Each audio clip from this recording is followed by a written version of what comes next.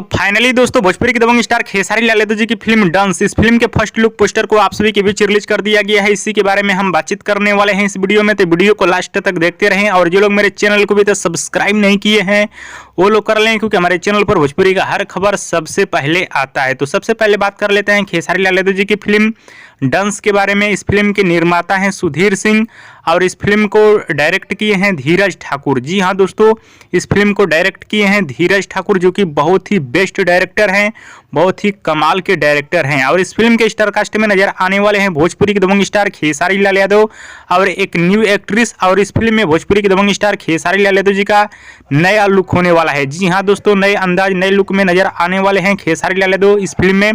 Poster में भी आप लोग देख सकते हैं, बहुत ही खतरनाक पोस्टर रिलीज किया गया है। साउथ वाला लुक में खेसारी लाल यादव नजर आ रहे हैं। जी हाँ दोस्तों, साउथ की तरह ये पोस्टर लग रहा है, जो कि आप लोग देख सकते हैं। बहुत ही खतरनाक और बवाल इस फिल्म का पोस्टर रिलीज किया गया है, जो कि आप लोग स्क्रीन में देख सकते हैं। हाँ तो दोस्तों, ये रहा भोजपुरी के दबंग स्टार खेसारी लाल यादव का अपडेट। और 7 तारीख को इस फिल्म को यानी 7 फरवरी को ऑल इंडिया सिनेमा घर में रिलीज किया जाएगा, यानी नए साल में।